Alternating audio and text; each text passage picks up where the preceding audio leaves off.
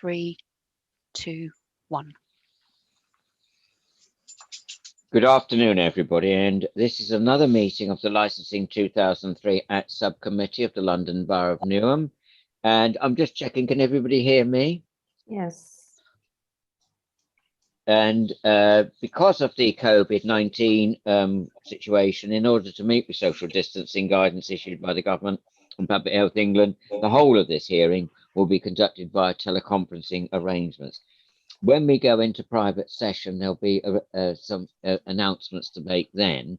But if I can just do the agenda, and people watching this live, the same as if we were in real time rather than virtual, the agenda is to be found on the Newham Council website. So item 1, declarations of interest. This is in accordance with the members' code of conduct.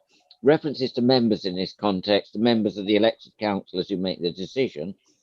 In accordance with that, our code of conduct, this is the time for members to declare any disposable pecuniary interests or non-pecuniary interests they may have in matters being considered at this meeting, having regard to the guidance attached to the agenda.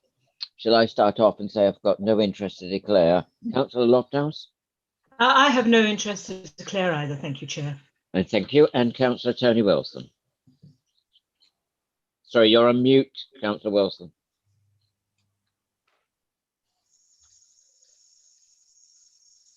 I have nothing to declare, Chair. Thank you. And now we'll go to confirmation of procedure. This is to be found on pages 5 and 6 of our booklets. And basically, if we can start with introduction. So I'm Councillor Neil Wilson. I'm Chair of Licensing London Borough of Newham, and I'll be chairing this proceedings throughout. I also am a representative of the Plaistow South Ward, so it's not connected geographically because we're considering a case in Stratford and Newtown this afternoon. Councillor Lofthouse? Good afternoon, I'm Councillor Jane Lofthouse and I represent Plaistow South. And Councillor Tony Wilson, please. Good afternoon, Councillor Tony Wilson, representing Beckton.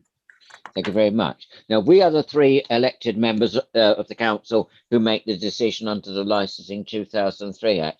I have to stress, and I think it's an important point to stress actually, that we are not legal. We have been trained to do these committees, but we do these are illegal under the 2003 Act. So we're ably assisted by Daniel. Can you introduce yourself, please, as a legal advisor? Yes, thank you, Chair. I'm Daniel Moher, legal advisor. Thank you very much. The presenting officer this afternoon? Colin Hunt, I'm the case officer, London Borough of Newham. Thank you. And from the Metropolitan Police to make a representation, Connor? Connell Stoke, Metropolitan Police Licence. And the applicant or their representative? My name is Perla Lemos, and I'm the head of People, Culture and Operations for PKWG. Right, so you're the representative. If nobody else with you today, you're doing it on your own, yes? Yes, I do it by my own. Yeah, thank you. And that's perfectly acceptable. I'm just checking that I'm including everybody because sometimes the cameras are on and off at this stage, you know. And behind the scenes, but very ably taking notes because it's we judge our decision on both what's written and what's said as our clerk. Can you introduce yourself, please, Nisha? Nisha Lafigura, Democratic Services. So what will happen is that the licensing officer presents his reports. That'll be Colin this afternoon. The members can ask questions. So can the applicant and the responsible authorities. Any matters of clarification, really, within that report. We then go into the relevant representations. We've had one this afternoon, so that'll be Connell. Again, members can ask questions, so can you for the applicant. And then basically the applicant is Peria, have I got it right? Sorry, Perla. Perla. Yes. Perla, sorry, Perla. Yes. Perla, you present your case. We as members can ask questions, so can the authorities. Is that okay? Yes, I think that's that's fine. enough to get on with at the moment. So can we start away with Colin? The report is on agenda item 3, page 7 of the bundle. Thank you, Chair. The members of the Licensing Subcommittee are asked to hear and determine an application for the grant of a new premises licence for One New Sports Cafe, 203 The Gallery, Westfield, E21 ES, and the applicant Mr. Wang, and any valid representation that have been made. The licensing authority received an application for a new premises licence on the 2nd of November 2020. This was advertised at the premises and in the local paper, and a copy of the application is attached to Appendix A. The application is for the following licensable activities: supply of alcohol Sunday to Thursday 10 till 2300 hours, Friday and Saturday 10 till 2400 hours midnight. Provision of recorded music Sunday to Thursday 10 till 2300 hours, and Friday and Saturday 10 till 2400 hours midnight. And the premises opening and closing times are Sunday to Thursday 10 till 2300 hours, and Friday and Saturday 10 till 2400 hours midnight. The police licensing team have made representation on the licensing objective of grounds of prevention of public nuisance and prevention of crime and disorder, and their letter is attached to Appendix B.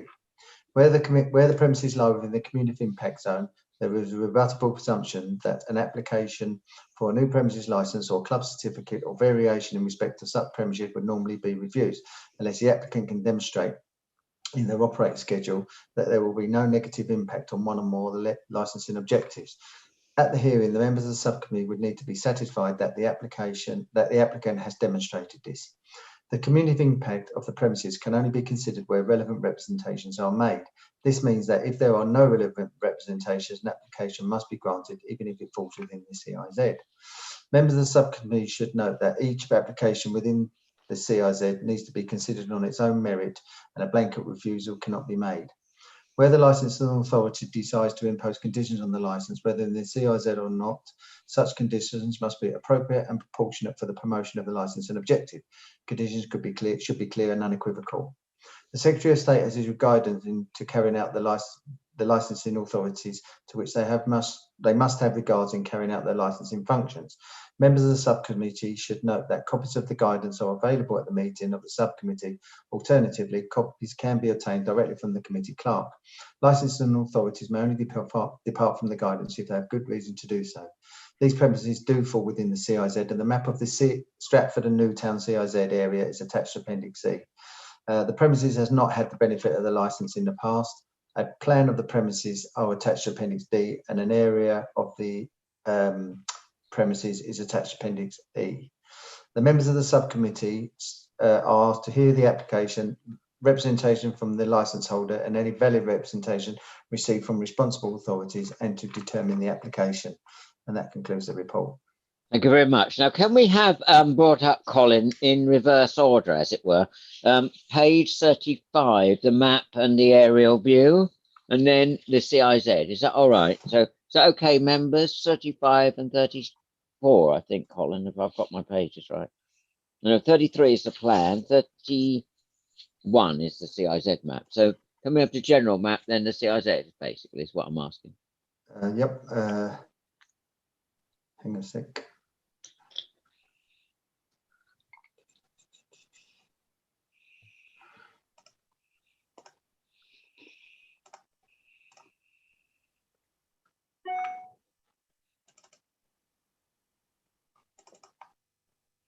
The map. Yeah, we've just got a directory of nothing else has come up yet. Oh, I've been having trouble with my computer today. So yeah, well, I have, but you all went dark in before the committee meeting, so we may have to abandon this. But is everybody clear where we're talking? We're talking in the Queen Elizabeth Park area. Yeah. Chobham, or wherever I get confused. I keep calling it Cobham, but people will keep telling me Chobham. It's in Westfield. It's in Westfield itself. Yeah. It's in the gallery at Westfield, so it's on the upper floor at Westfield. Well, I didn't get that for some reason. I don't know why I thought. Well, I'm glad we've had that discussion. Sorry. Yeah. So it's obviously got a Westfield address, but yes, of course it is. Yes, sorry. It's in the gallery, so it's upstairs. I can't actually. I don't know why. It's because we're dealing with so many cases, Perlo. You know, we had one not so long ago. No, it's fine. It's fine. Yeah, and we've got such a backlog. Sorry. I can't actually get inside to show you where it is because obviously it's inside Westfield, but it's in the top gallery at Westfield, so it's on the upper floors.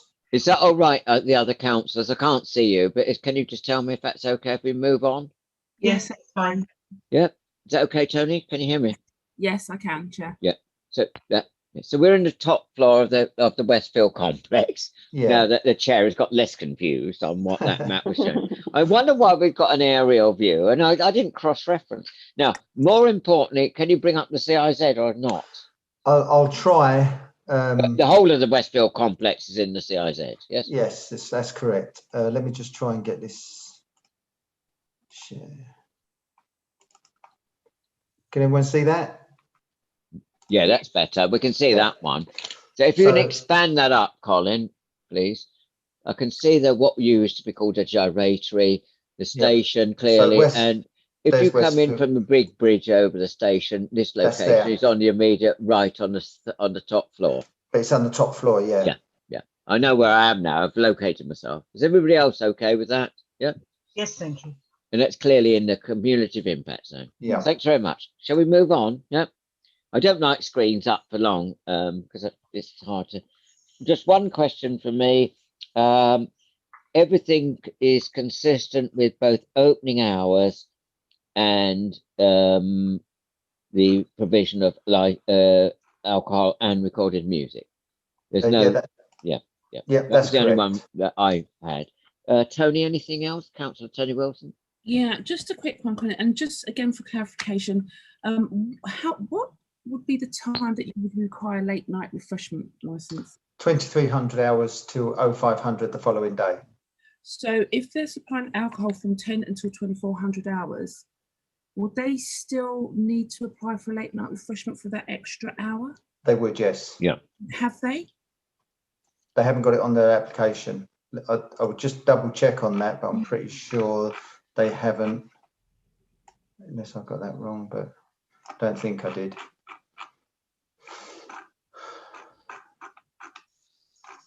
No, late night refreshments, there's no application. It's got no, so they're not selling food from 2300 hours till midnight. Or selling alcohol? No, they're selling alcohol because they've got, so on a Saturday and on a Friday and Saturday, yeah. they can sell till midnight, Right. alcohol this is, Right. and 2300 hours every other day. But on a, so they can sell food up to 2300 hours on every day. Right. On the Friday and Saturday, although they've got alcohol till 2400 hours, they've got to stop selling food at 2300 hours.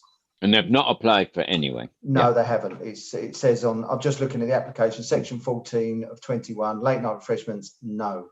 Right. Okay. Thank you for that. No, thanks for that, Councillor Wilson. I think it's a question of clarification. Very useful. Thank you. Yeah. Okay. One more question for Colin. Colin, have you actually visited the premises? I haven't, no. No. So you know it's on the top floor. Is Yep. it amongst other eateries, or are there any other kind of gambling establishments up there? Or Yeah. is this be the only e-sport type cafe on that floor? It's the only e-sport type cafe on that floor, yeah. And on that floor where all the other eateries are, Yep. all youngsters and children could go there and eat. And Yeah, I mean, it's a public area. So on the outside, it's a public area. So anybody can sort of like wander around up there, yeah. thank you. That's all. Thank you, Chair. Thank Colin. you. Yep. Councillor Lofthouse? Most of the things I wanted have been asked already. Are the premises actually operating at the moment? Is this premises, did you say? Yes. No, It's actually, as far as I know, it's not. they're not operating at the moment. No.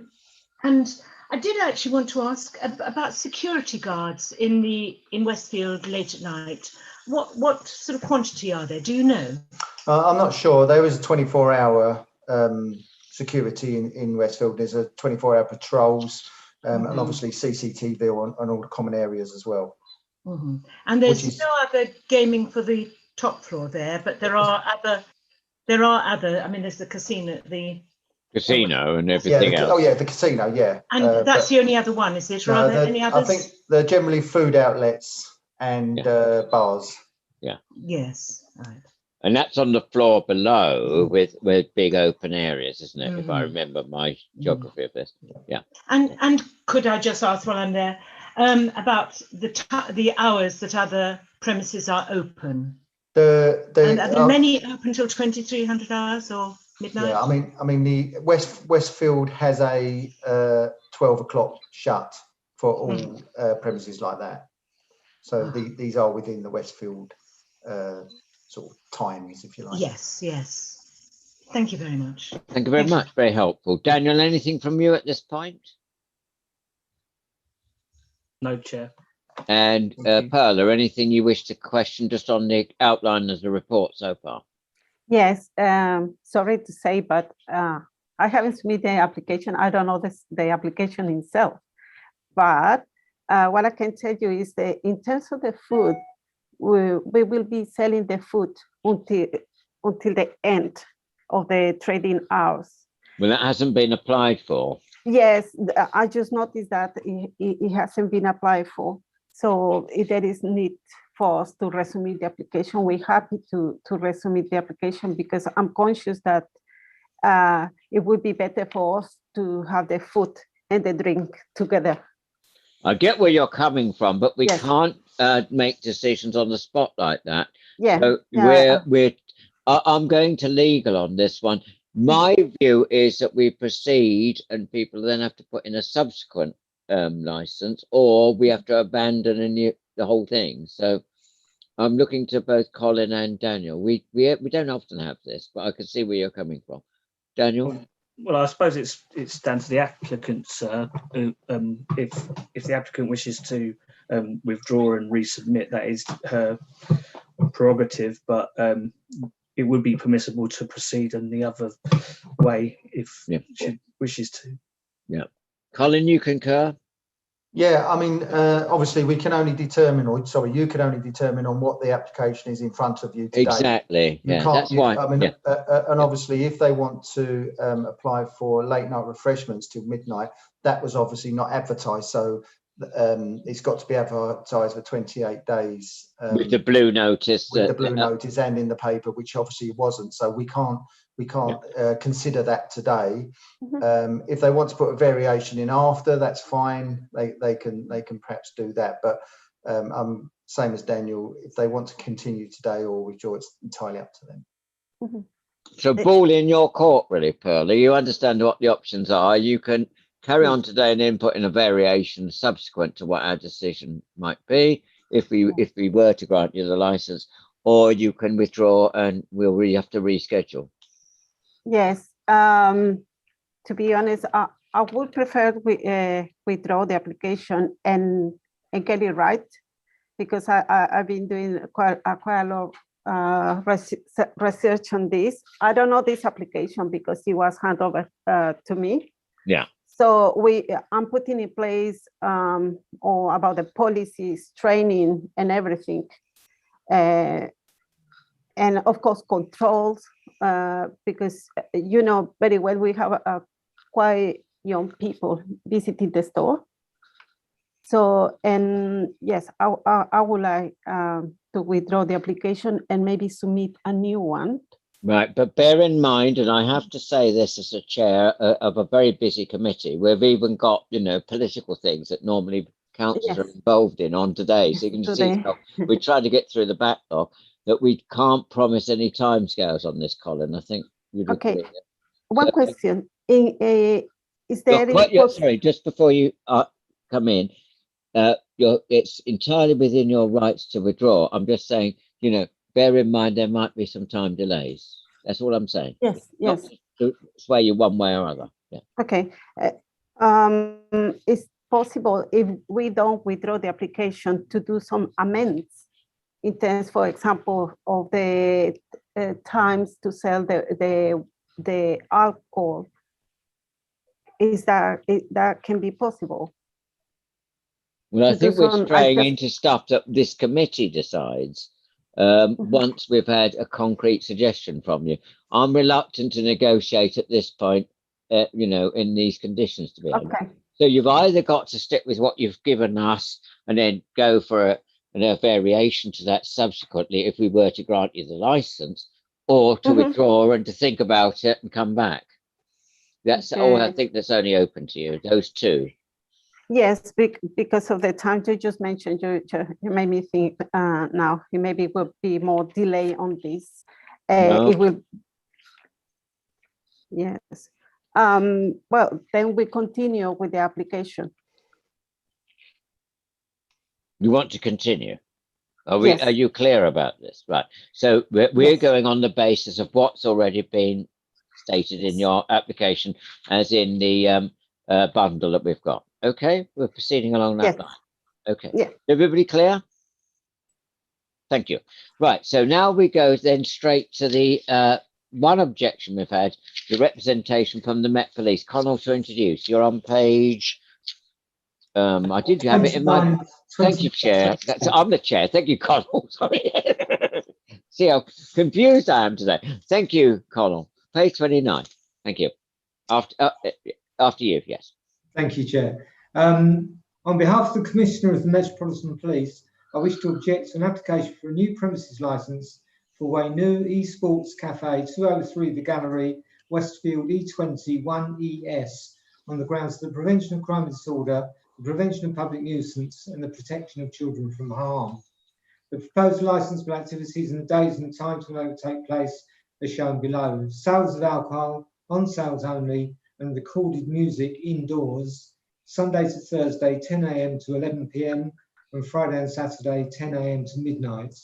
The opening hours will be the same. In section 5 of the operating schedule, the premises is described thus: it is an esports cafe comprising a bubble tea counter for serving refreshments and gaming areas with desktop computers and screens. The premises are situated within a cumulative impact zone as designated in the Newham Council licensing policy 2020 that states that there is a requirement for the applicant to comprehensively demonstrate there will be no additional negative impact on the vicinity in terms of the 4 licensing objectives. The submission of a comprehensive and robust set of proposed conditions in the operating schedule is the usual way to demonstrate this. Although there are brief references in the operating schedules and measures that police would expect to see in such an application, they are totally inadequate. There are potentially serious issues that the applicant needs to address regarding safeguarding children in an environment where alcohol is sold and consumed. The paragraph E of section 18 of the operating schedule, it states, restrict areas where children are allowed, no children to go into the services area alone. The applicant doesn't specify which are these service areas, and this needs to be clarified. In addition, it is not clear if adults who purchase alcohol in the service areas will be permitted to take it into the public or private gaming areas. In in September 2019, a House of Commons Select Committee report into immersive and addictive technologies calls on gaming companies to accept responsibility for addictive gaming disorders, protect their players from potential harm due to excessive playtime, and to introduce more effective age verification tools for users. Please note that there is no minimum age proposed for children, either unaccompanied or accompanied by a parent, guardian, or a responsible adult to be in the premises, or restriction on the hours that they can be present therein. The applicant should explain how they will prevent prolonged exposure by a child to these games. Although the applicant stated in paragraph E of section 18 of the operating schedule that gaming areas to be monitored throughout the day by staff, both regular and physical controls and CCTV, police are surprised that there is no electronic control to prevent children accessing inappropriate age-restricted games. Finally, regarding the application, there is no mention of how payment for playing the games will be made or by whom. Given the addictive nature of gaming, there is the potential for a situation to occur for a young teenager who wishes to continue playing even though they do not have any money to do so. This young person may then be vulnerable to an approach by an adult who gives them money, allowing them to continue playing, thereby exercising a degree of control over the young person, which may lead to sexual exploitation by individuals or groups, or enforced recruitment into gangs. The access of young persons to alcohol has considerable potential to cause problems with crime and disorder and public nuisance in the vicinity. The crime statistics for antisocial behaviours that are specific to within a radius of a quarter of a mile of the premises postcode, these are for July and August, which is 29th of July, 30 for August and 16th of September. I've researched the most recent ones. They are 27 in March, 26 incidents in February and 29 in January. The statistics for violent crimes, again, 11 in July, 8 in August and 15 in September. The most recent ones are 4 in March, 13 in February and 10 in January. In conclusion, the lack of a comprehensive and robust set of conditions is of serious concern to police, especially given the age of some of the clientele that they are hoping to attract to the premises. It indicates that I don't know if it is a Mr. Wang, if that's correct. Yes, one. Yes. Oh, he's PK1. Yes. Right, yeah. Correct. Especially, it is that he is hoping to attract to the premises. It indicates that he has not fully thought through his responsibilities regarding the promotion of the 4 licensing objectives and the safeguarding of the welfare of children using the premises. Police would like to give the applicant the opportunity to attend the licensing subcommittee meeting to answer the questions posed above and reassure the councillors that, if granted, it will not have an additional negative impact on the vicinity in terms of the 4 licensing objectives. If unable to do so, then police would suggest that the application should be refused. Thank you very much. So where is the applicant? Mr. Wang. Yes. Yes. He was about to be here in the meeting, but there was a situation in the business and he needed to go on an emergency. That's why he's not here today. Okay, thank you. Yes. So there's a lot of questions raised there. I don't know if we need to add any questions at this point to Connell on his questions. I'm reluctant to go into that really at this stage, colleagues. I think there's enough questions for the applicant to answer, but is there anything that we need just clarification on? Jane, yes? It's just a small one, Connell, but are the crime and antisocial behaviour, are those and the violent crimes, are the violent crimes in addition to the crime, the antisocial behaviour and crime statistics, or are they incorporated? You're muted. You're muted, Colin.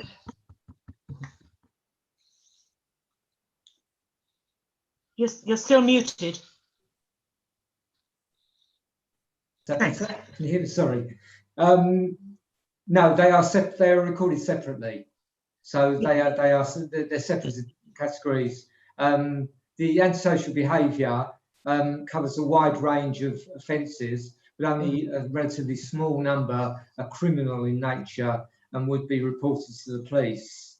Whereas the violent crimes are, by definition, criminal in nature, and so they're recorded separately. Yeah. So that works out like 41 or something for July. Yes. Mm-hmm. Yes. Do we have any other esports facilities in Westfield? Oh, this is the first one.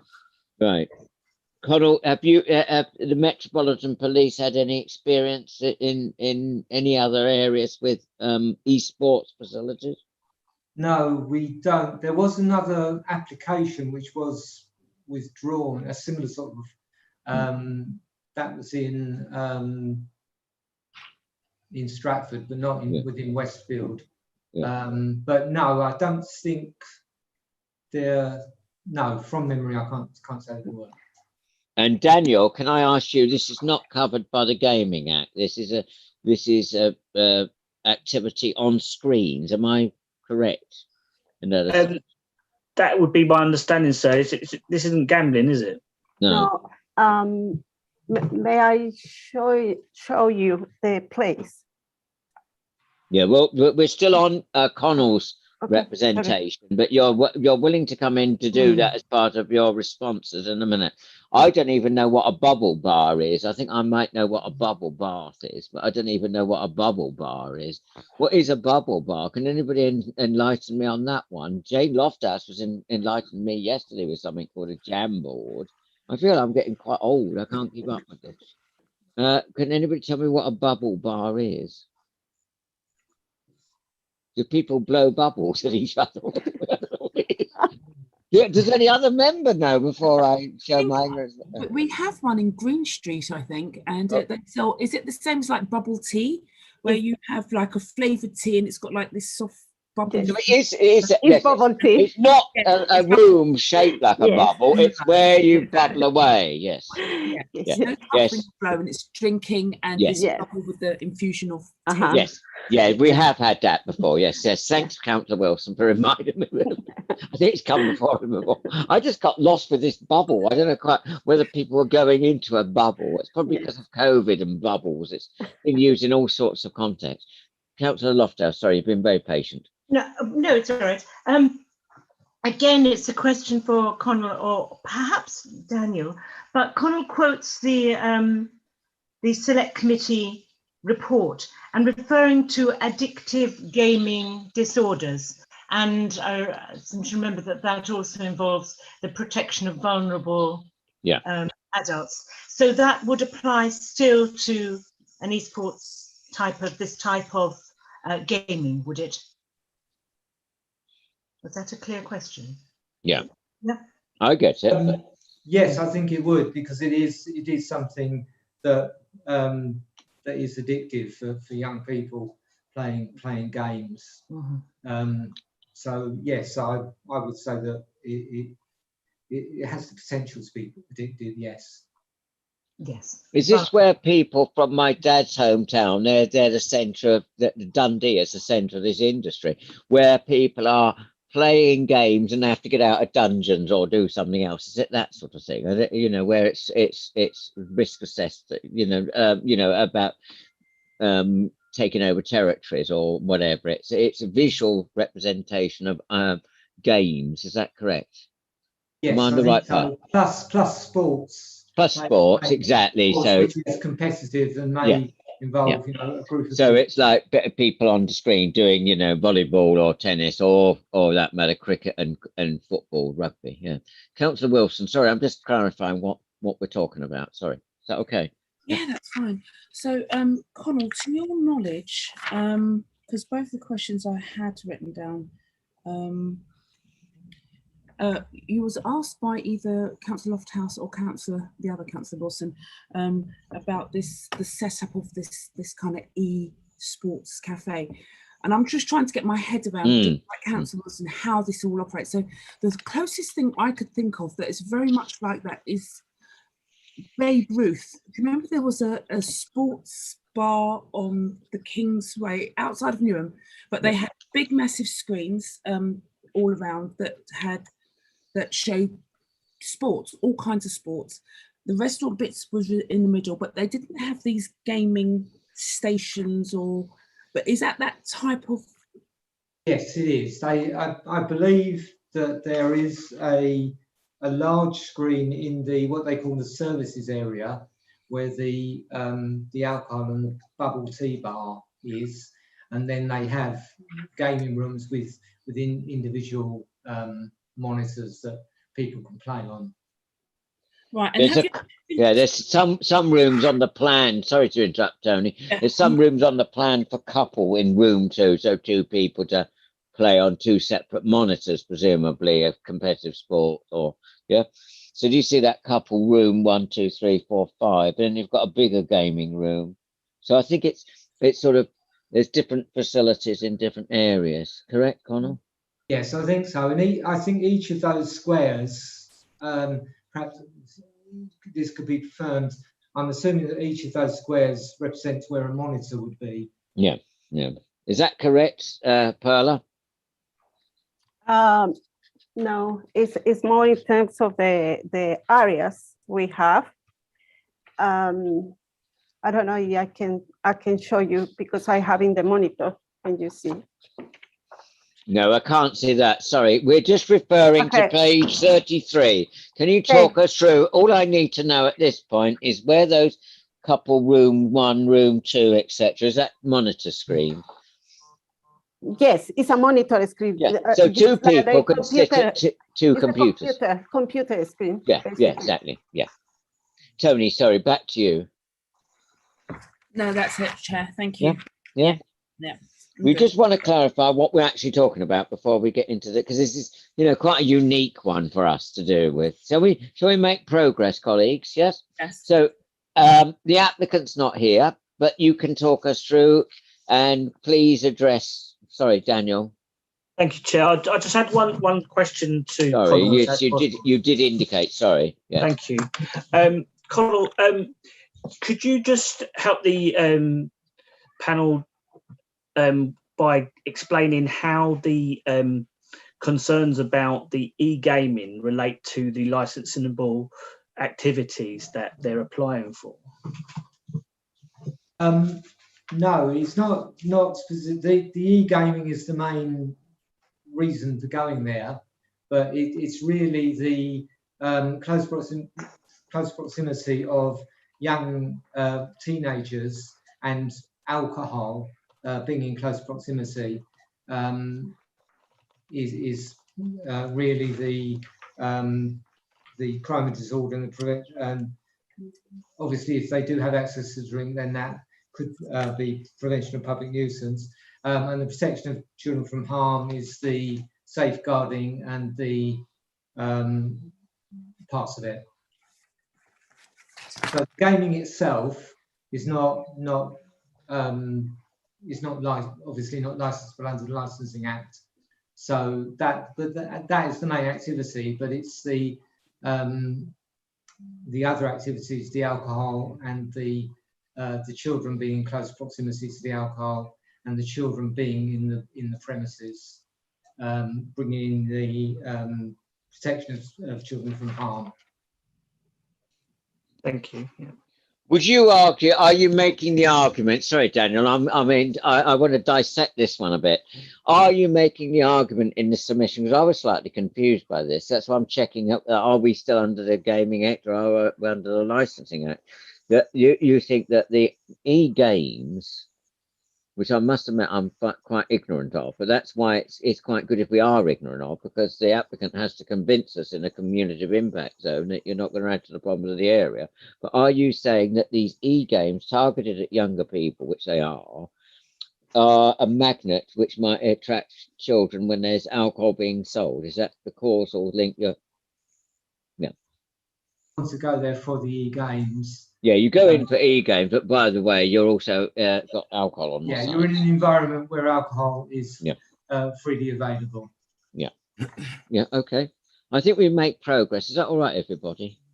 Councillor Wilson, we've got two Councillor Wilsons, Perla. So Councillor Tony Wilson, is that okay? Yeah, Councillor Loftus, shall we make progress? Yes. Yeah, okay. So Perla, it's your chance to say why we should have this license on these premises. Yes, I do understand it's a new concept. Even for me, it's a new concept. I used to play Pac-Man and exactly. Sometimes it's a generational thing. I get that. Yes, go. Exactly. And even with my own children, took time to understand about this. Yeah. So, but we have another stores in London, and we do have a lot of young people. Normally, we will not have underage people. Our main customers are after, let's say, between 18 to 30 years old. Yes. We're thinking on include the wine because customers are asking for that. Mainly all customers. For example, Canary Wharf, when they come out from work, a lot of people go in and it's a space for them to relax after work. In Westfield, of course, we're conscious that we're going to have more young people. So we're planning to have controls. We do have CCTV cameras inside, and we monitor them all the time during trading hours. We do have a position we call waitress, and what they're doing is basically they go around, they're doing rounds because we serve food, or they do rounds because sometimes someone wants to add more time for the gaming. So it's constantly monitoring. And we have plans not just for the gaming activity itself. We're talking with universities because now this is two of the universities in UK, they are including this as a career. So this year in the Olympics, e-gaming is included. So it's a new trend in the new generations. And so our aim in our stores is to take gaming not as a gaming, as a gambling. That's a very difficult concept. The games we have a main office, and people cannot have access to any game. Yes, it's a regulation. We have a GDPR regulations as well. For example, if you come and play, you have your own account. You cannot use another people's account. It will register which games you're using. What else we have? I'm just checking my notes because it's a lot of information. Friday to Sunday, we always have security in place. Even we don't sell alcohol, we have extra security because we have activities like tournaments. Young people call tournaments. Basically, they play with the teams. That's why we have these rooms for groups or couple rooms. It's not the concept of couple is not the concept of couple you and I understand as a couple. It's couple as a team. Yes, and sometimes they have these battles they call, and they try to score games. So basically, this activity is happening not just in the store; it's happening at home, online. Yes, but in here we have, as I said, we have control of the games. They cannot access any game which is outside of the menu. They cannot go online and playing a game online. We have that regulation in place. So we can control the game. We can control the people if they misbehaving or they not following regulations, like with the COVID use PPE, we can control, and we have the policy that the person need to leave the place immediately. That's one of the things. So for the drinks, we aiming to sell only plastic, small bottles of plastic or cans, and which it will be selling with the food, because we have food there. The one we're thinking to sell is beer, like a lager, or maybe cider, or maybe small bottles of champagne, because some people ask for this. And these drinks will be not selling for takeaway at all. It needs to be consumed in the place, yes, in the premises. And we're going to have training, which I have a contact of a company who can provide that training. And we will provide training for all the staff. They will need to sign. They took this training, and we will give a certification to them. We have a company which is giving us advice in terms of the health and safety. Yes, we will put in a policy of what to do in certain cases. We hope it doesn't happen. But if someone, for example, comes into the premises and they already drink alcohol, they will be not allowed to go in. When people go into the premises, they will need to show even driving license or passport and identification, because we don't want to sell alcohol to underage people. So we have a system where we can log incident cases. So in the store, they can log into this platform and they can register any incident. So if it's the case, if someone buy a drink and give it to another person, it's in a policy that this is not allowed either. We will have, if there is, sometimes we have, especially parents, because now children with very young age, 14, 13, they already playing games. In these cases, they can be only accompanied by the parents. So they will be not able to come and sit down and pay for themselves. No. We have a CRM system that when they log in for the first time, they need to register themselves, and they need to log in with the details such as address, telephone, contact details. So if there is an incident, we will be able to have that information. So another thing we are contemplating is to, as I mentioned before, to reinforce patrolling around the areas, because this gaming is the gaming you and I know, like the battles or that sort of gaming. It's not any other game involved. It's just the games everybody actually play at home. So I mentioned about the DPR. Yeah. About the security, and we're thinking to start selling the alcohol from 5 p.m.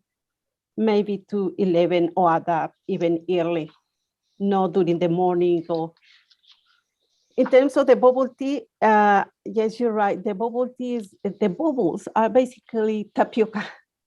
It's tapioca they call bubbles. And this brand is based 100% in natural ingredients. We don't use syrup, so it's purely natural. We're conscious about, there's a lot of risks out there now, especially young people are more exposed to things. So, but it's not in our core, in our values of the company to put someone at risk, because the company itself is built by young people. Mr. Wang, he's 28 years old. He personally don't drink wine. He play games as any child, but and the alcohol, we included the alcohol because after the pandemic, we need to recover somehow with the business as the sales drop drastically, plus we will be closed for a year. So we need to find alternatives to survive and to keep our employees. So those are the reasons why I think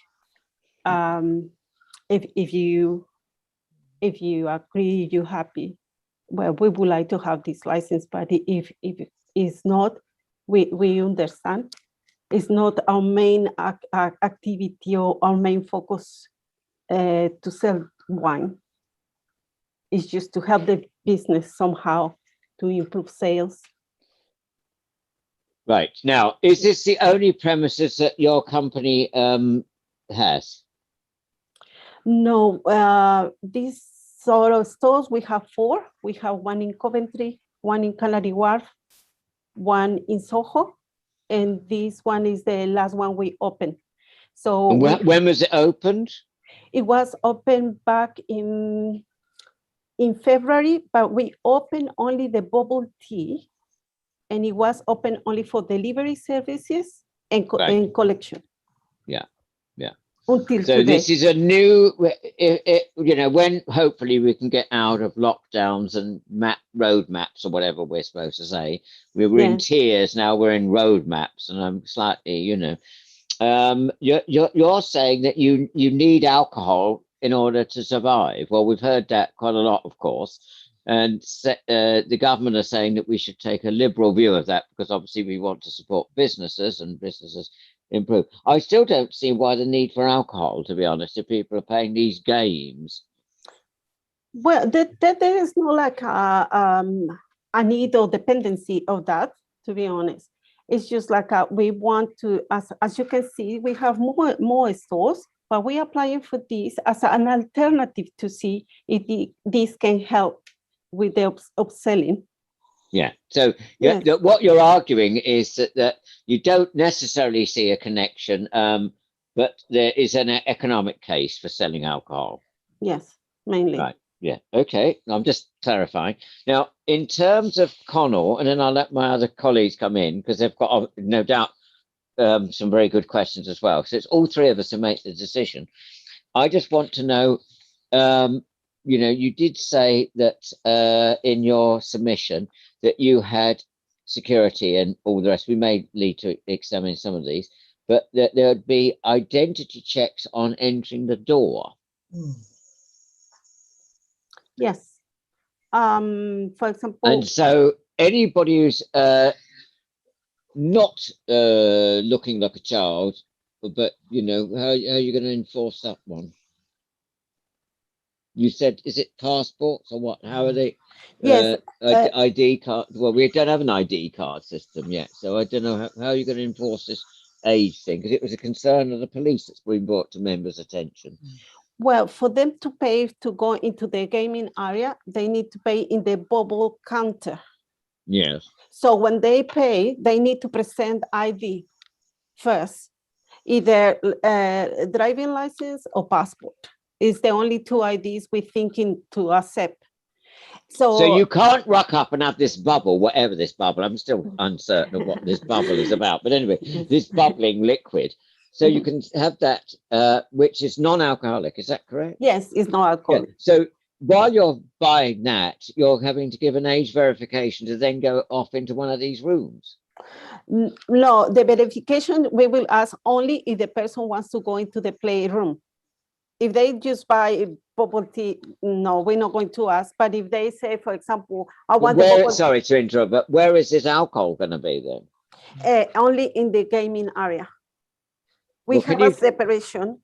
Have we got a red area, Colin, on this map where it's a licensable activity? Because I'm confused already again. I'm sorry. I'm trying my best to not be hostile, but I'm getting more and more confused, actually, to be honest. Is there a red area outlined? The red area, Perla, under the Licensing Act is where you want to do licensable activities. As far as I can see, Chair, the whole of the premises is going to be licensed. Well, exactly. And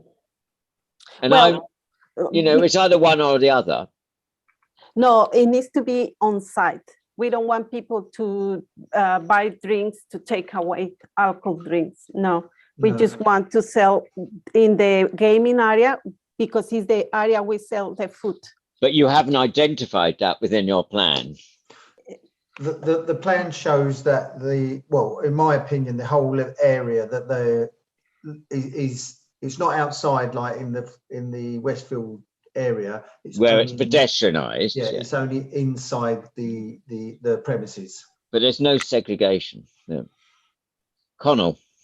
Chair, I think on the right-hand side of the plan, where you've got the TV with timber box. I don't even know what a timber box is. I'm getting very old-fashioned. There's a timber box where you set light to yourself or something. I know, but do carry on.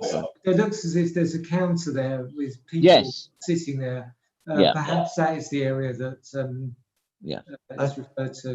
Yeah, I see where you mean. That's what I thought. Where you got a red line within the red line, as it were. Yeah, that's what I thought. But you know, now. Over to you, Tony. Do you want to carry on? Because you probably know what a timber box is, but that dumb look on my face, like what? Okay, going back to where the chair left off, I just needed to. All right. So you're saying that alcohol could only be sold when they have ordered a meal. So first, what type of meals will we be selling there? Well, we have rice. It's dry food because we have the computers. Yes, we have rice. We have bento boxes. You know, the sushi or sandwiches. We have some bakery. It's okay. The reason why I was asking is, again, looking at this map, I cannot see no kind of restaurant kind of seating with table area for people to actually sit with their food, with their wine, with their drink in a contained area. So you're saying that these people will take it back to where their computers are and drink whilst they're gaming? Exactly. It's just like when they are home, they playing and they eating there. It's the same concept. Yeah, it was more the alcohol than the food that I was worried about. Yeah, so, you know, one 18-year-old could have a 14-year-old there and he could be drinking, and the other one could be in one of these little couple rooms, and you wouldn't necessarily know that the younger person would be consuming, even though you've got people walking around and monitoring. Yes, we know what they're eating because we have a staff looking after, for example, 2 lines. So it's easy, and it's an open area. You can see, and even the rooms, you have the whole room.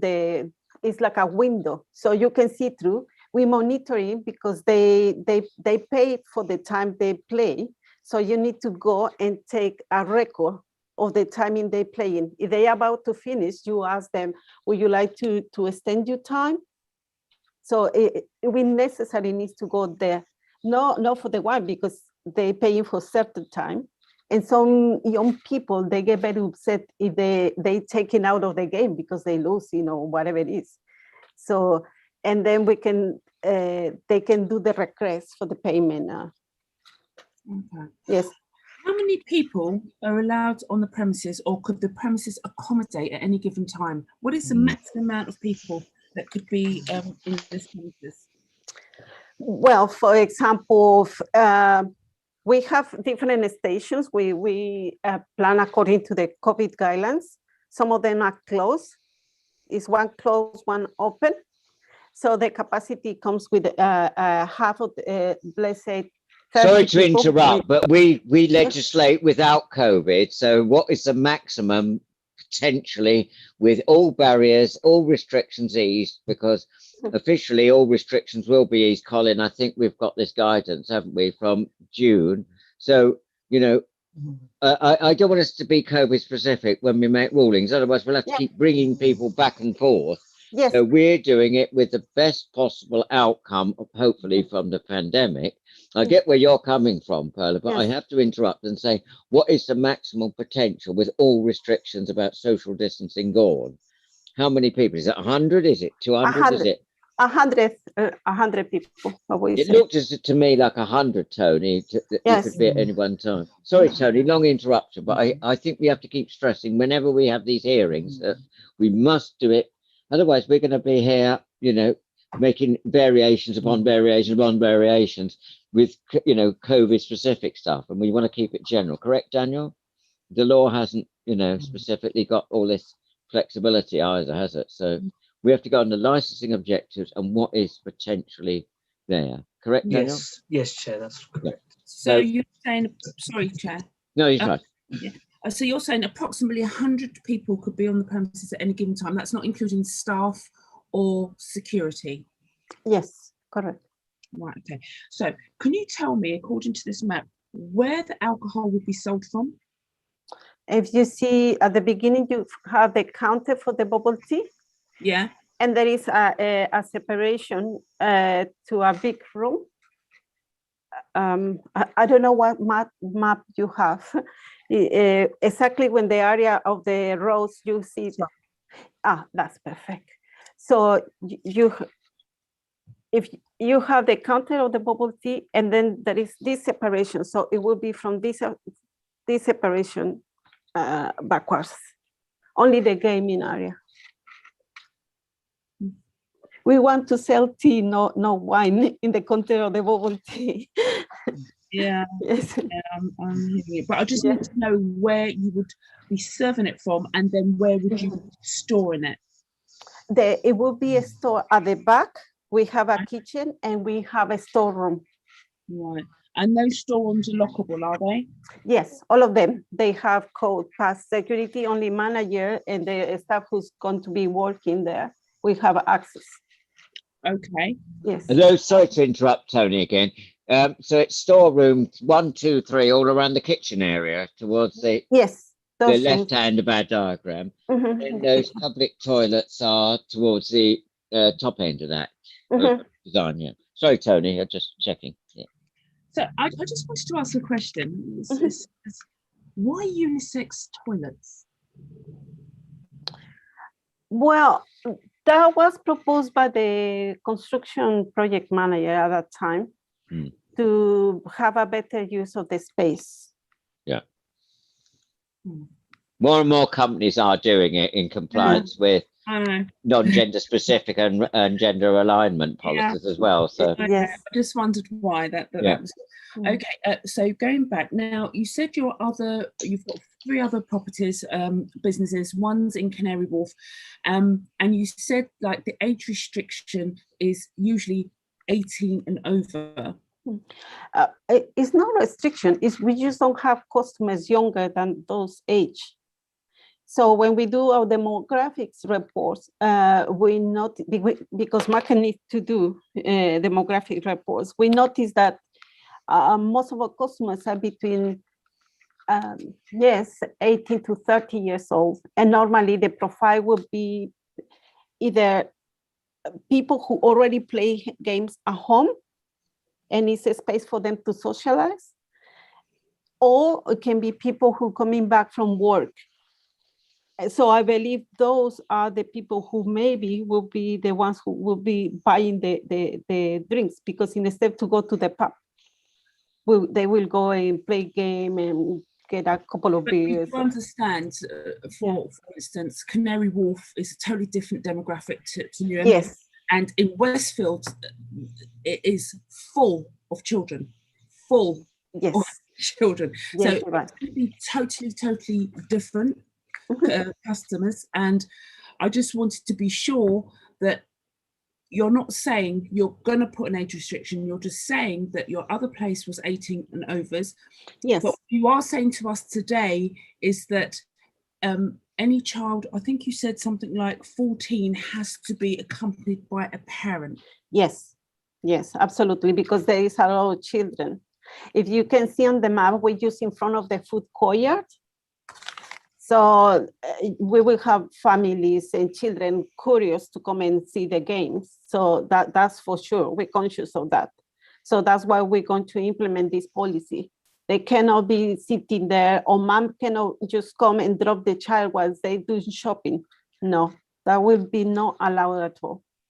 So what you're saying is anyone under 14 has to be accompanied, not under 18, under 14 has to be accompanied by a parent. No, well, I will say under 18. Yes, I know that we will fight with the 16 years old, which believe they all enough, but we don't want just to take risk. So that's why we want to implement the ID identification. That's the only way we can control that.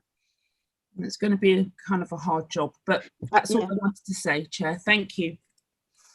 Now, Councillor Lofthouse, have you got any further areas to explore? There's not much left, no. But just clarify. So to enter the premises, somebody must fill in, as it were, they must have an identification.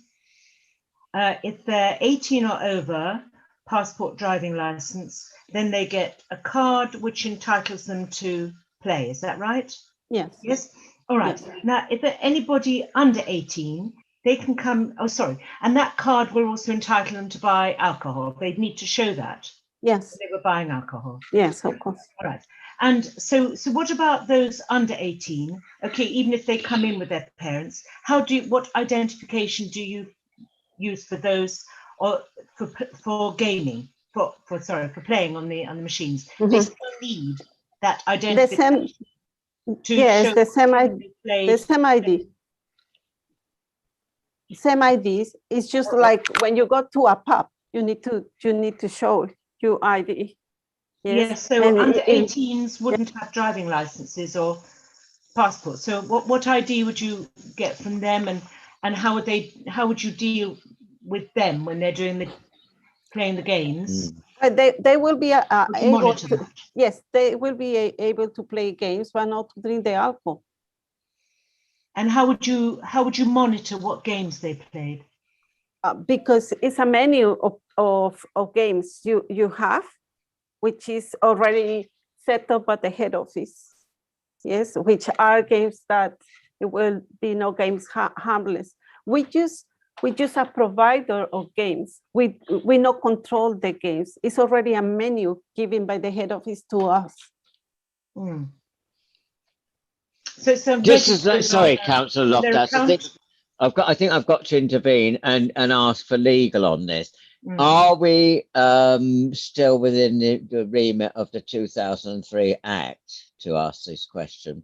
Because we're going into different arenas about protection and gambling. I think I'm with Councillor Yeah, and Councillor Wilson that we have concerns here. But is it what is it? Do we have a locus standi at this point to explore this?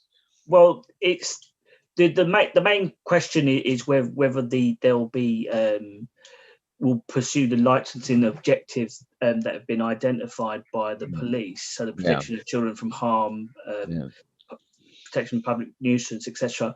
And that needs to be within the remit of the licensing of activity. So it's not the gaming that we're concerned with it in particular. It's the alcoholic the alcoholic beverages. Yeah. So can we steer away from these machines?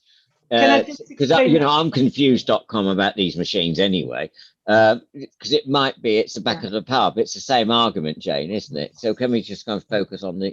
I was trying to identify how you distinguish the card that allowed you to play from the card that allowed you to buy alcohol. So would a 17-year-old have a card?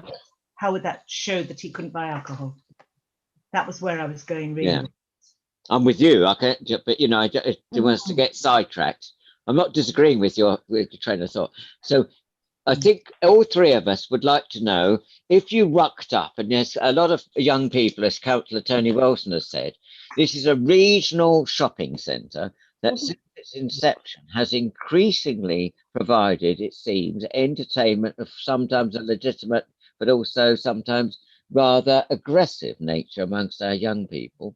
And we're concerned, that's why we're focusing upon this, because we're elected councillors and obviously we can bring our local knowledge to bear on any of our decision making. So it's, how do you actually deal with the 16, 17, 18? And that is quite a high football, Connell, isn't it, of the issues that are identified in this high crime area. That's why it's in a CIZ, for instance. Yes, Chair. So we need to be reassured. If and I think where you're coming from, Jane, is if you rucked up as somebody who's still in one of our schools, or a school in Ilford or something, or Havering, that you're with your mates, that you've identified yourself as sort of 16, but you're 18, 20, but you're really just in the sixth form. You're a 16-year-old. Yes, that's really where I was going with these accounts. Underage drinking, basically. Yes, and does the account entitle you to buy alcohol? Yeah. I wanted to see the distinction. Yes. Well, to sell alcohol, it will be, it will depend on the ID. If they underage, we will not sell the alcohol. For them, they can play, but I'm sorry. I think we're reaching a bit of a cul-de-sac. We've now had 3 goes at this in different ways. You can have your mate buy you alcohol, and then how are you patrolling that? Because it does get passed from one customer to another. They're in the rooms. You're trying to assure us that people can go and have constant observation, but we are in a cumulative impact zone. So you've got to convince us that you're not adding to the existing problems in the area. One is the susceptibility of young people to be, I don't want to use the word exploitation if my colleague thinks that's too harsh, but the vulnerability or naivety of young people, shall we say, the most charitable in sort of interpretation.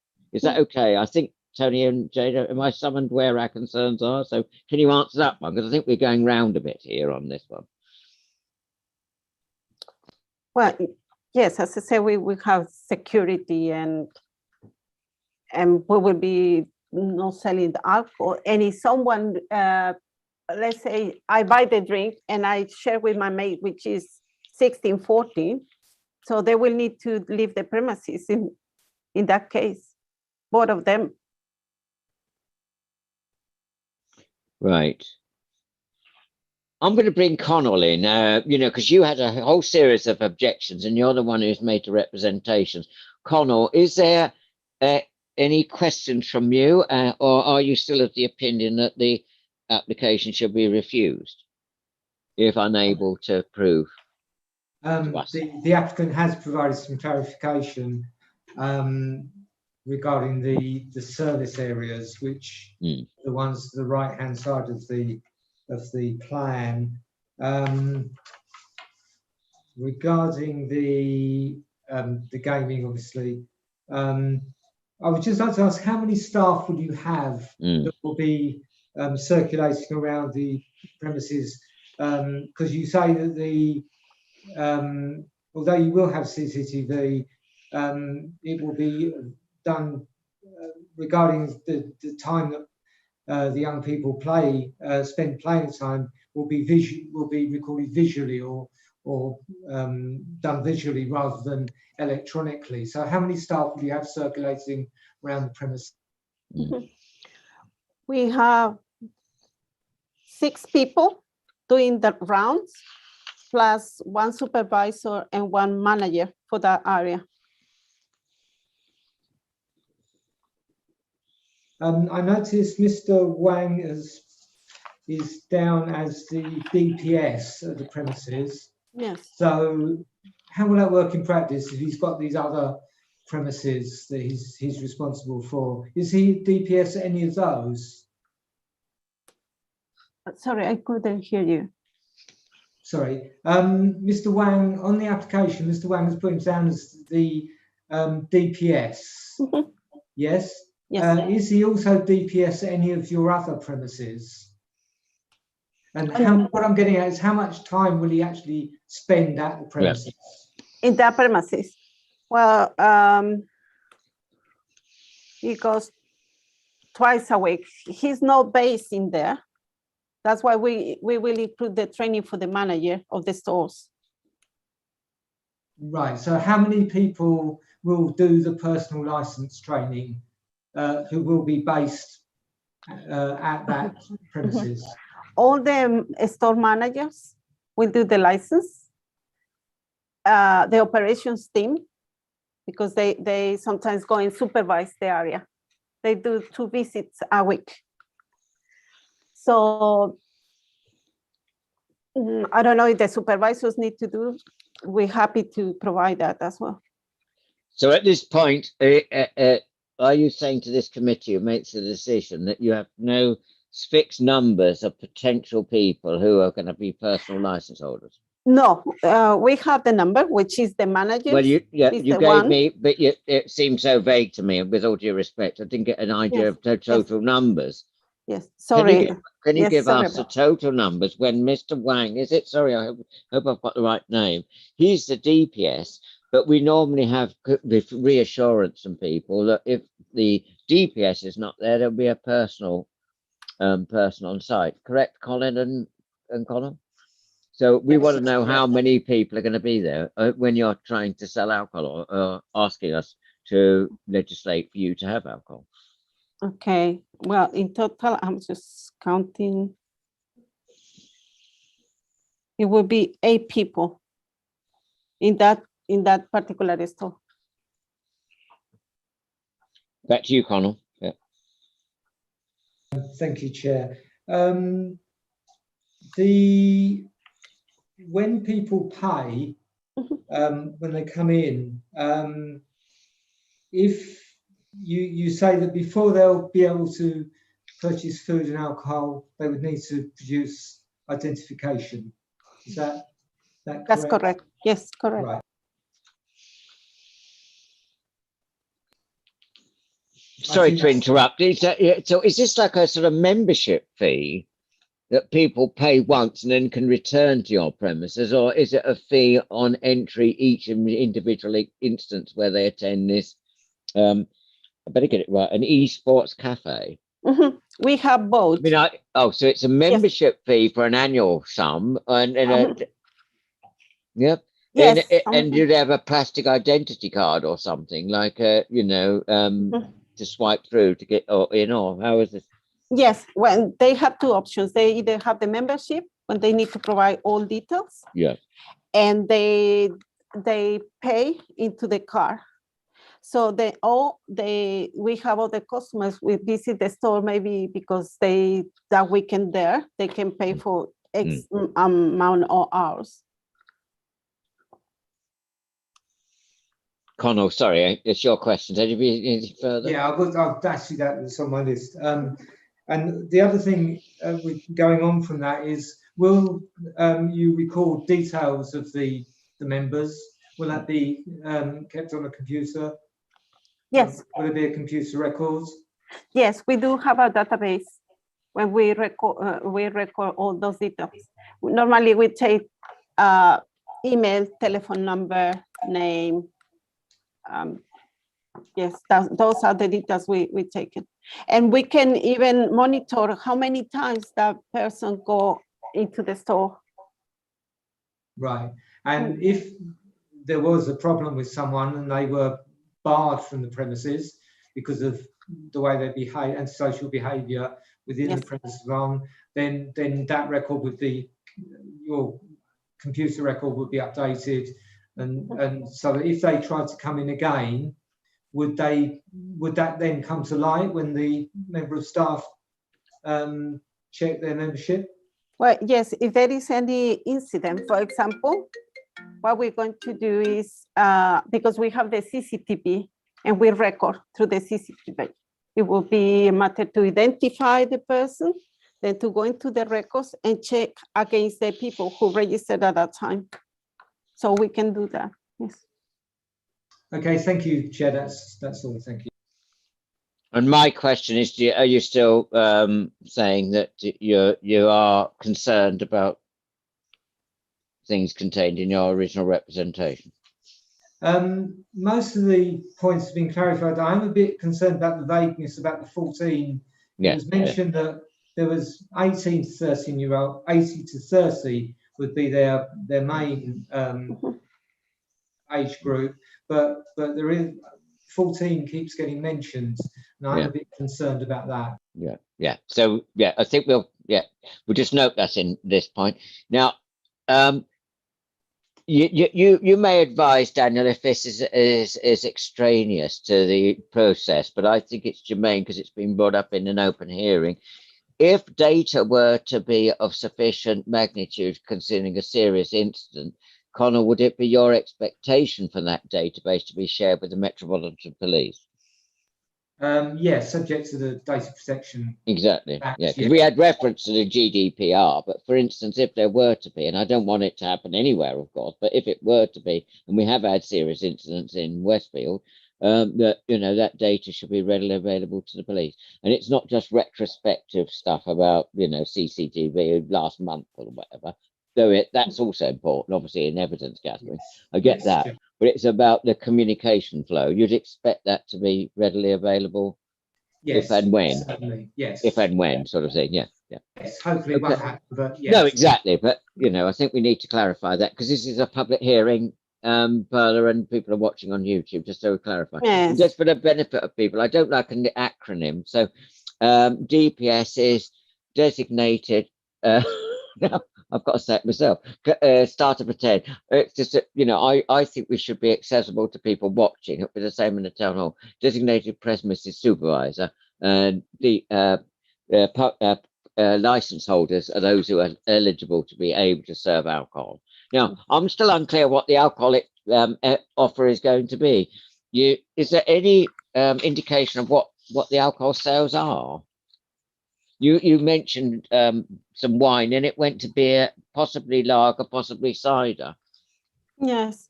Well, we're about to have a menu because we want to have a restrict menu. No. The menu, in my opinion, is about food, but that may be me. I'm talking about what types of alcoholic beverages. If we were to be minded to give you this license, what would you be selling?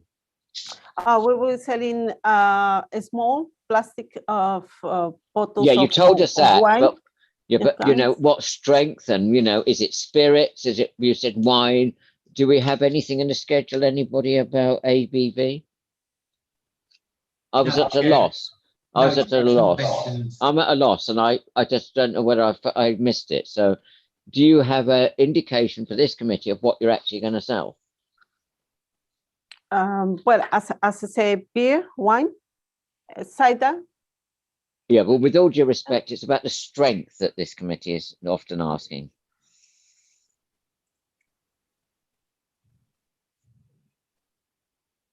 Have you any indication for us to know what sort of strength of these products you're going to be selling, and in what quantities and in what size bottles? Well, the Because a quantity. plastic cup, with all due Yes. respect, can Yes, be anything it's a from cup. something in a espresso type coffee cup to what they call a, I don't know, Yes. a jumbo or something in these retail outlets that sell coffee. Mm. And I still don't know what a bubble drink is and how big that is, but that's a different issue. You will need to come and visit us. Oh, well, no. That's the job of officers to go and visit premises. We mustn't Yes. say that in public hearing that we're doing. We're just going to have a look at the things like that. Well, I think the cans is 170 milliliters to 100 milliliters. Is that a To standard be beer honest, can? Is that, Colin? yes, the standard. It's just the standard we're gonna sell. Colin, you deal with this more than me. I'm at a loss what that size is. That's half a pint, isn't it? Yeah. Yeah. So it's a wee can. Yes. Yeah. Okay. Shall we leave that one there, colleagues? Anything else on what we've? When I say leave that one there, I'm checking on that alcohol one. Does Jane or Tony anything further on that? Not on alcohol, but just something to do with the staff training she mentioned. Exactly, yes. So I just wanted to square off alcohol. So we've had that as an answer. Alcohol. We've talked about the age, had that discussion. So I'm trying to sort of like just, close off all the avenues. So Tony, yes, do talk about staff training. Right, so you mentioned earlier staff training, Perla. You said they will be getting some. What is some? Okay, we have some external companies with the they will give you the certification. What kinds of training? Let me try to see here. Well, there is a ICOL license training, which I'm looking at. And then I'm looking for safeguarding training as well. We're going to have the health and safety training.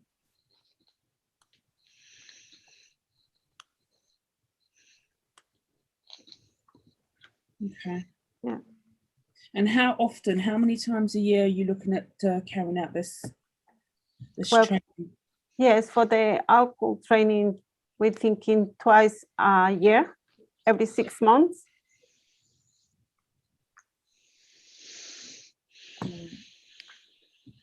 Okay, thank you. Yep, thank you. Jane, anything further? You're on mute, Councillor Loftus, sorry. Sorry. No, it's fine. No, thank you, Chair. No, I haven't. Right. Now, this is your opportunity. Daniel, sorry, have we got anybody left out? Is there anything that you wish to draw the committee's attention for any further lines of investigation? I suppose it might be worth asking the applicant if the company would be willing to accept these some of these things as conditions. Yes, indeed, right, because it's all been terribly sort of, you are aware that we give licenses. Well, I don't know what give is the wrong word, but we allow licenses, but we often put conditions on them. Are you minded, if we were so minded, to have these conditions as already discussed? Conditions around sale of alcohol, protection of children, the things that have been raised up in this, because it's been, the conditions that we can impose, which arise from what is a relatively unique sort of offer. Mm-hmm.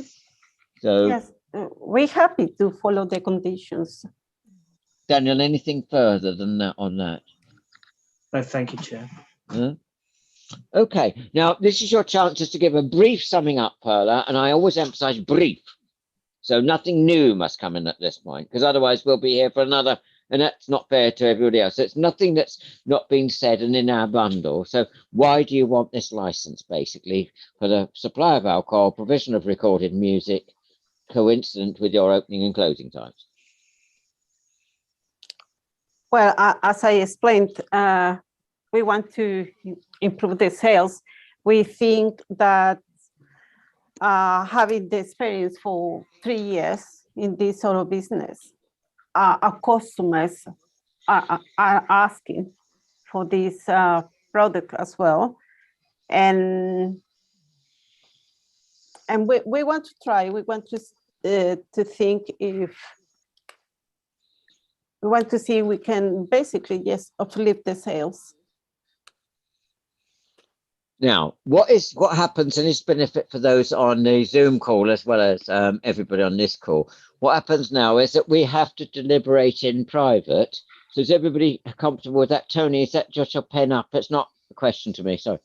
I didn't know whether there's a point of like other colleagues have, but I've suddenly forgotten something before we go into that next resolution. So I'm perfectly open, as you know, to making errors. So, you know, if there were. So this is where the public, if you're watching us still on the application agenda item 2, we're now going to deliberation.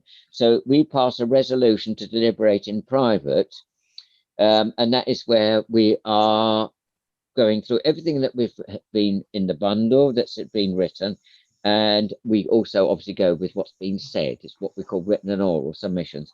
So we only take with us the legal advisor, Daniel, because we are lay people, we represent the community, we're not lawyers by profession, but we need to steer of laws because this is an administrative hearing under the 2003 Act. But we mustn't say how long we'll be, but can we now have the exclusion of everybody else? We'll go into separate rooms, basically, on this electronic way. So we go into breakout rooms. I think that's the phrase we try to use. So Antonella, I think, is our Zoom helper. Are you still there, Antonella? Can you hear me all right? Yes, thank you, Chair. I'm still here. Right. Yes, I have arranged separate breakout rooms for each of the different parties that have been present today. As you say, the subcommittee and the clerk and the legal advisor will be in a private room of their own, and all other parties will have their own private rooms. An invitation will be sent to you individually. Just click to accept the access to the private rooms, and it will take you there straight away while the subcommittee deliberate. When you're ready to return to open session, again, all of the parties will be called back into this area where we are webcasting. If anybody doesn't wish to go into the private rooms while the subcommittee is deliberating, could I ask you please to switch off your camera and mute your microphone while the deliberations are taking place? Thank you very much, Antonella. So can that be facilitators? Thank you. I'll do that for you now, Chair. Thank you very much.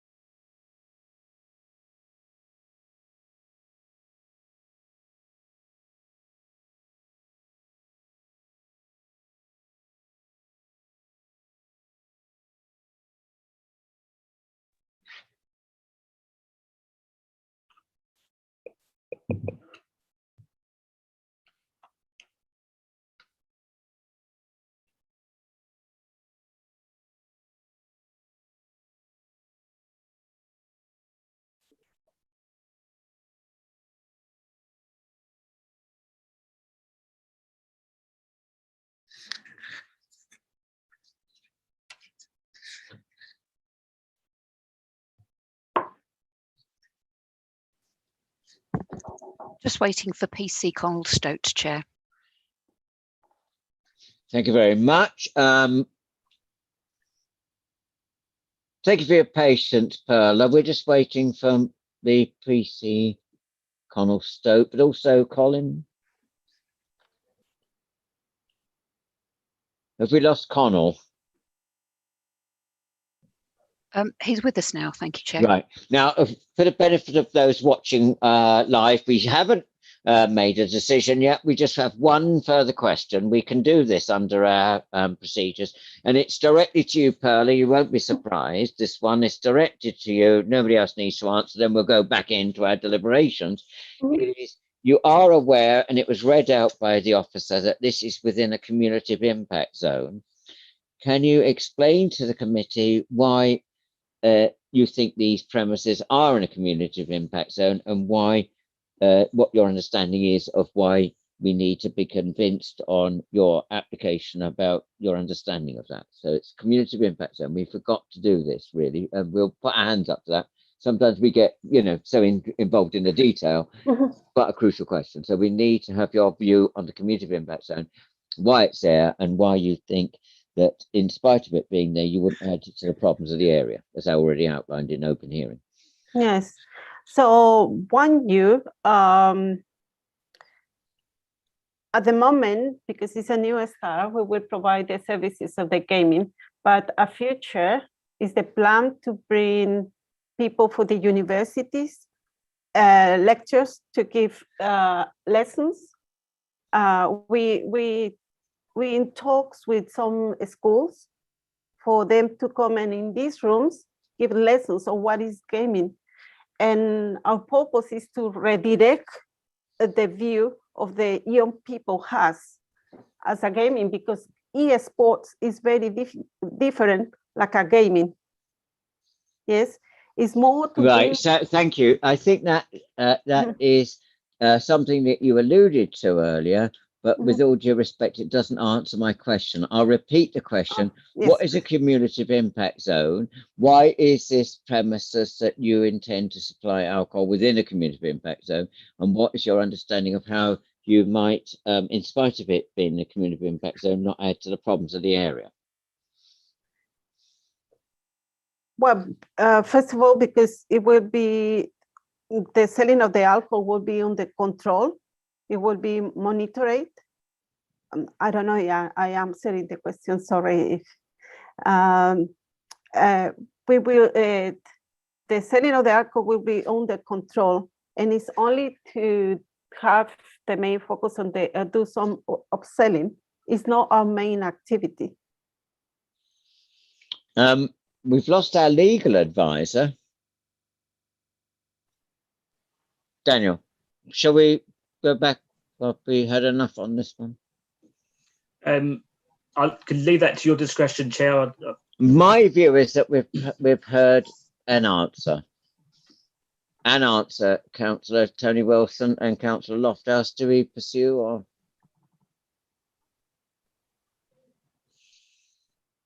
Chair, I'm willing to have other voices coming in on this one. Sorry, I was just a little bit lost.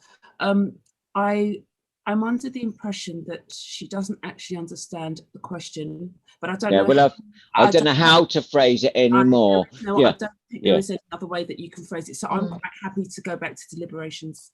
Yeah. Councillor Lofthouse? I think so. I mean, we would have to prompt quite a lot, wouldn't we? Yeah. So I think we don't like to lead people because we know that's not our style. We have to have you convincing us that you're about your knowledge, and so therefore we've had an answer. I think we leave it there.